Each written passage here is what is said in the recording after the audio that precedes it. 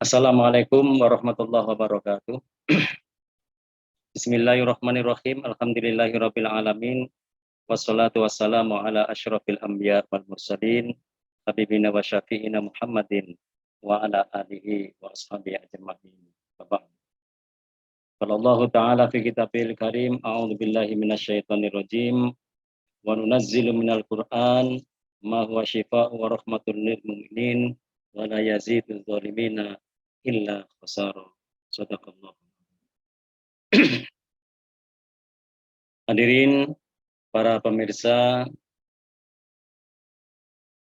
Ramadan Ilmiah Ilahiyah penuh berkah yang digelar oleh Forum Pemerhati MD Kota Malang. Tentunya kita merasa bersyukur kehadirat Allah Subhanahu wa taala di hari Minggu yang kedua ini kita masih diberi kekuatan oleh Allah Subhanahu wa taala untuk menjalankan ibadah puasa.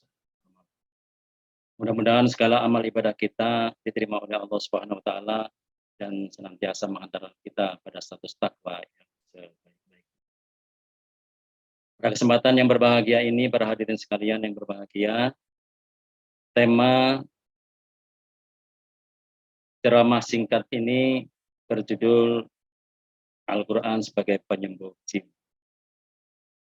Dalam tradisi ajaran agama Islam ada beberapa hal, baik secara teologis, secara praktis, dan pengalaman historis Islam, serta teruji dalam konteks sejarah dalam permasalahan kehidupan manusia, bahwasanya Al-Quran memang betul-betul terbukti ketika tidak saja dibaca, akan tapi diamalkan oleh masyarakat yang beriman, akan memberikan dampak positif pada kehidupan, tidak saja pada jiwa raga, tapi dalam konteks kehidupan secara.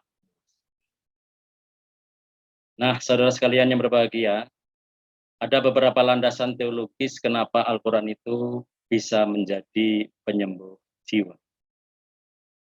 Di dalam konteks historis ajaran agama Islam, jiwa itu ada jiwa yang hasanah, ada jiwa yang sayyi.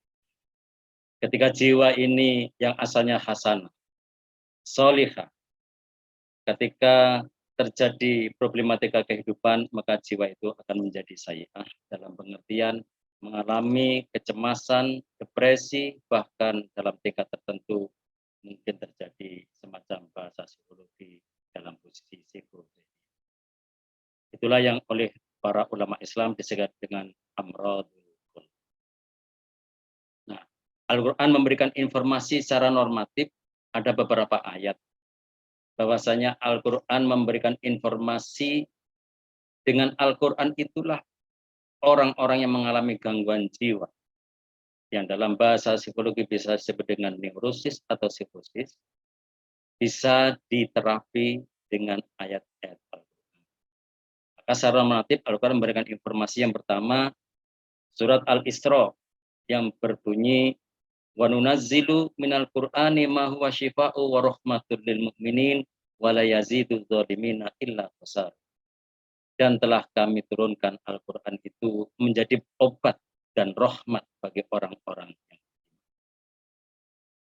Ayat yang lain, saudara sekalian yang berbahagia, memberikan informasi kepada kita manakala seseorang dibacakan lantunan ayat Al-Quran, maka akan berdampak pada getaran jiwa. Al-Quran memberikan informasi, idza dzukirallah wajilat qulubuhum wa idza tuliyat alaihim ayatuhu zadathum imana wa ala rabbihim yatawakkalun. Apabila dibacakan Al-Qur'an, ayat-ayat Al-Qur'an yang dalam bahasa sekarang dengan sebutan nada akustik secara teratur, wajilat qulubuhum, maka bergetarlah hati mereka. Wa idza tuliyat alaihim ayatuhu, dan apabila dibacakan lagi ayat-ayat Al-Quran berupa ayat-ayat Al-Quran ini, zadathum iman, akan menambahkan perspektif positif tambahnya iman. Karena dalam perspektif Islam, iman itu yazidu wa yanqus. Maka ketika dibacakan ayat Al-Quran, bisa jadi frekuensi iman seseorang itu akan menjadi naik dan berkembang. wa ala rabbihim yatawakkalun. Lebih dari itu, secara spiritual orang itu akan tawakal kepada Allah Subhanahu. Dalam konteks yang lain, ayat Al-Quran memberikan informasi alladzina amanu wa tatma'innu qulubuhum bi dzikrillah. Orang-orang yang beriman dan merasa hatinya tenang itu dikarenakan zikir kepada Allah. Artinya dia selalu melantunkan baik jahri maupun khafi, baik terang-terangan maupun tenang-tenang membaca ayat-ayat Al-Quran. Maka disimpulkan oleh Al-Quran, ala bidzikrillahi tatmainnul qulub. Ketahuilah bahwasanya dengan membaca, melafadzkan, menzikir ayat-ayat Al-Quran, baik secara keras maupun pelan-pelan, akan menjadikan hati seseorang itu menjadi tenang. Nah, saudara sekalian yang berbahagia, dulu zaman Nabi Muhammad SAW, secara historis, Nabi itu ketika merasa sakit selalu membaca Al-Mu'awwidzah. Ada Al-Ikhlas, ada Al-Falaq, ada An-Nas. Setelah itu ditiupkan ke tangannya. Setelah ditiupkan ke tangannya tanpa diludahi, lantas diusap-usapkan pada badan yang sakit. Badan yang sakit yang diderita oleh Nabi besar Muhammad SAW itu akhirnya menjadi terasa nyaman. Ini adalah sebuah pengalaman historis pada zaman baginda Rasulullah SAW sebagai bukti bahwasanya Al-Quran itu mampu menyembuhkan penyakit baik jasmania maupun rohani. Yang ketiga, ma'asyiral muslimin rahimakumullah, forum perhati yang berbahagia. Menurut informasi Republika, tanggal 10 September 2021, pada pukul 17:09, ada artikel yang memberikan informasi tentang ayat-ayat terapi yang bisa digunakan untuk mengobati COVID-19. Ada 6 ayat yang biasa dibaca, yang isinya semuanya adalah ayat-ayat tentang penyembuhan. Yang pertama adalah qatiluhum yu'adzibuhumullahu bi'aidikum wa yukhzihim wa yansurkum alaihim wa yasfi sudura qaumin mu'minin. Dan ayat Al-Quran itu menjadi penyembuh bagi hati satu kaum yang beriman. Ini kalau isinya. Ayatnya adalah wa yasfi sudura qaumin mu'minin. Yang kedua, wa idza maridtu fa huwa yashfi. Apabila saya sakit, maka Allah lah yang menyembuhkan dengan Al-Quran. Yang ketiga, qad ja'akum mau'izatun min rabbikum wa syifaa'un lima fis sudur. Telah datang kepadamu, telah didatangkan atau datang kepadamu mau'izah, peringatan min rabbikum, dari Tuhanmu, wa syifaa'un, dan obat lima fis sudur. Apa mau'izah itu? Yaitu ayat-ayat Al-Quran. Yang keempat, yukhriju butun syarabun mukhtalifun alwanu fihi syifa'un linnas. Setelah keluar dari perut minuman mukhtalifun alwanu yang beraneka ragam warnanya, fihi syifa. Di dalamnya ada obat linnasi, yaitu Al-Quran bagi manusia. Dan yang kelima adalah wa nunazzilu minal Qur'an ma huwa syifaa wa rahmatul lil mu'minin, seperti yang pertama kali tadi saya sampaikan, itu dibaca. Dan yang terakhir, qul huwalladzina amanu hudan wa syifaa. Katakan, ini kan pertanyaan orang kafir, apakah Al-Quran itu bisa digunakan dengan bahasa lain sedangkan Nabi Muhammad itu berbangsa Arab, berbahasa Arab? Akhirnya, qul huwa lilladzina amanu.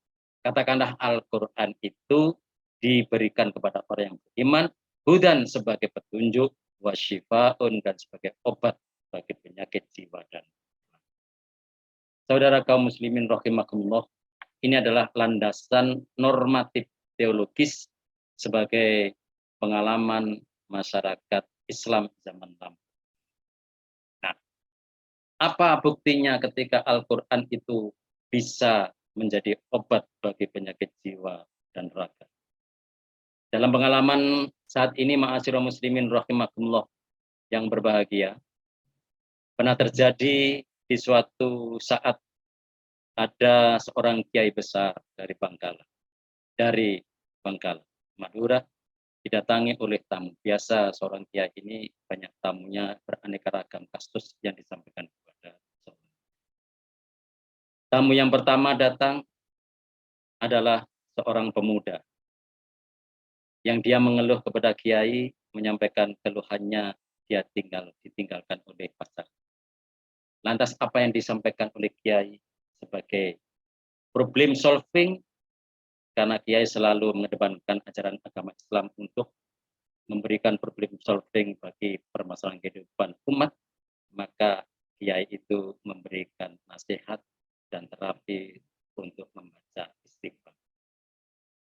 Lantas ada tamu yang kedua, ma'asyiral muslimin rahimakumullah, adalah seorang petani yang tanamannya di lahannya itu sedang dilanda oleh musibah. Akhirnya tanamannya hancur lebur dan dia mengeluh kepada seorang kiai, meminta fatwa apa yang harus dilakukan sebagai solusi dari kehidupan. Maka kepada petani yang satu bangkrut itu juga diberikan terapi istighfar. Bacalah istighfar sebanyak-banyak. Yang ketiga, ada seorang pedagang, saudagar besar yang hari ini dia jatuh bangkrut. Lantas mencari solusi, salah satu solusinya pergi ke seorang kiai, minta fatwa untuk problem yang dihadapi. Apa yang terjadi? Dia pun memberikan terapi membaca istighfar sebanyak-banyak. Ketiga tamu ini sudah pamitan dari hadapan kiai. Maka ketiga tamu ini berjalan bersama, lantas sambil menatap mata masing-masing, sambil bertanya, adakah di antara kita ini perlu bertanya tentang terapi yang diberikan, solusi yang diberikan oleh kiai tadi terhadap permasalahan kita yang berbeda-beda. Kenapa permasalahan kita berbeda-beda, tapi terapinya sama, yaitu istighfar, membaca istighfar sebanyak-banyak. Lantas antara satu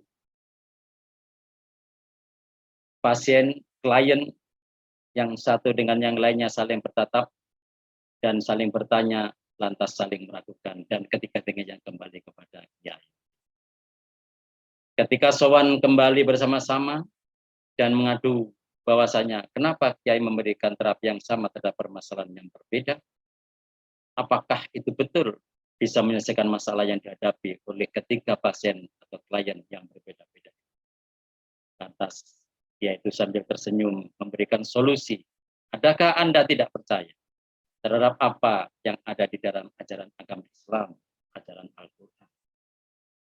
Mohon maaf, Kiai, kami memang belum tahu bahwa itu adalah ajaran Al-Quran. Kalau begitu, Anda perlu membaca Istaghfiru rabbakum innahu kana ghaffar.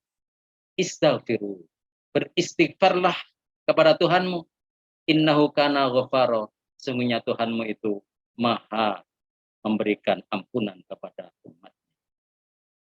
Kenapa Allah memberikan ampunan kepada umatnya? Ayat berikutnya adalah yursilis sama'a alaikum midrar. Dialah yang telah menurunkan hujan dari langit itu yang lebat, yang bisa memberikan keleluasaan bagi petani nanti untuk menanam tanaman kembali sehingga pulih kebangkrutannya menjadi keberuntungan.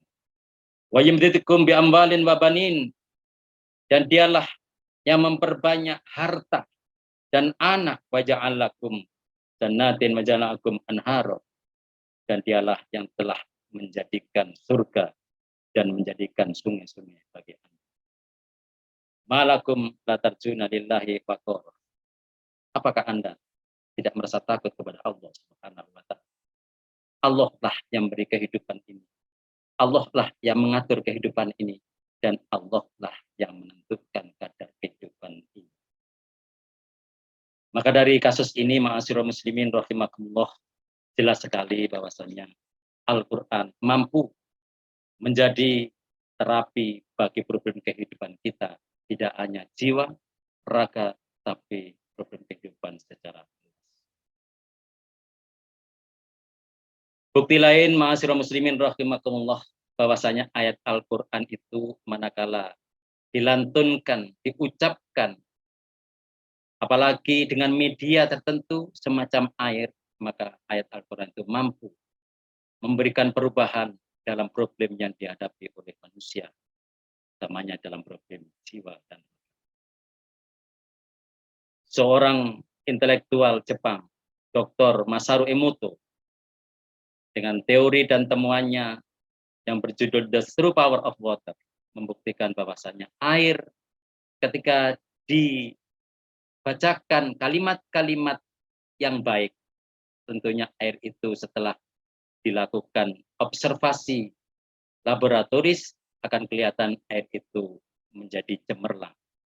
Sebaliknya, ma'asyiral muslimin rahimakumullah, manakala air itu dibacakan kalimat-kalimat negatif, maka ketika dilakukan laboratorium, maka air itu akan nampak keruh. Oleh karena itu, ketika seorang mukmin melantunkan, mengucapkan kalimat-kalimat yang bernuansa Al-Quran, ditiupkan ke air, maka air itu ketika diminum akan menjadikan obat bagi dirinya atau bagi orang yang membutuhkan. Oleh karena itu, hikmah besar sekali yang kita dapatkan manakala kita mendapatkan air Zam-Zam dalam perspektif Islam, yang air Zam-Zam itu dipercayai oleh masyarakat Muslim juga menjadi obat bagi jiwa dan raga masyarakat Muslim. Kenapa demikian? Karena air Zam-Zam khususnya ada di Mekah, di sana banyak orang yang membacakan lantunan ayat-ayat Al-Quran dan doa-doa yang barokah. Lebih dari itu, ketika dianalisa, sebetulnya secara faal 70% tubuh manusia itu terdiri dari air.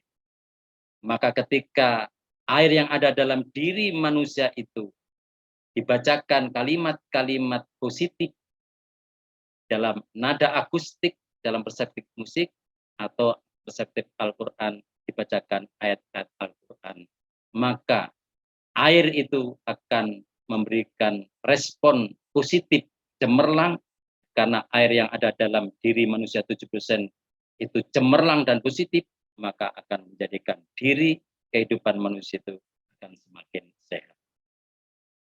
Dan yang terakhir tentunya ma'asyiral muslimin rahimakumullah, disitulah kebenaran ayat Al-Quran yang telah ditayangkan di dalam surat Ali Imran, alladzina yadhkurunallaha qiyaman wa qu'udan wa ala junubihim wa yatafakkaruna fi khalqis samawati wal ardi rabbana ma khalaqta hadza batila subhanaka faqina alladzina yadhkurunallaha qiyaman wa qu'udan. Karena potensi 70% air di dalam tubuh manusia, ketika manusia itu selalu melantunkan ayat Al-Quran, baik itu secara wirid, baik secara jelas maupun pelan-pelan, baik itu dalam kondisi qiyaman wa qu'udan, berdiri, duduk, wa ala junubim atau berbaring, wa yatafakkaruna fi khalqis samawati wal ardi, dia mampu bertafakkur, refleksi terhadap kehidupan ini, maka tentunya kesimpulan adalah Rabbana ma khalaqta hadza batil. Artinya apa yang diciptakan Tuhan ini tidaklah sia-sia, dalam mafhum mukhalafahnya akan menjadi manfaat maslahat di dini wa dunya wal. Dan yang terakhir, argumentasi terapi gelombang otak.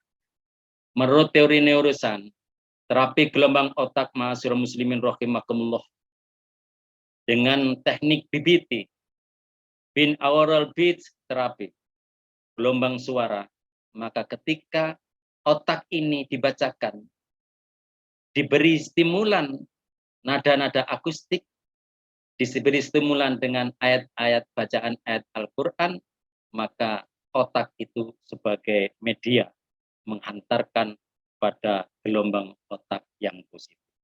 Maka begitu gelombang otak yang positif itu terjadi dalam diri manusia dan berfungsi secara maksimal, maka manusia itu akan menjadi sehat. Barangkali itu yang dapat kami sampaikan. Mudah-mudahan ceramah singkat ini mampu menggugah akal pikiran kita dan hati pada kita untuk senantiasa refleksi terhadap ajaran agama Islam, dan kita semakin komitmen untuk mengamalkan ajaran agama Islam, terutama yang bersumber dari Al-Quran. Dan Al-Quran memang terbukti menjadi penyembuh bagi penyakit jiwa maupun batin. Demikian dan sekian, ihdinas siratal mustaqim. Wassalamualaikum warahmatullahi wabarakatuh.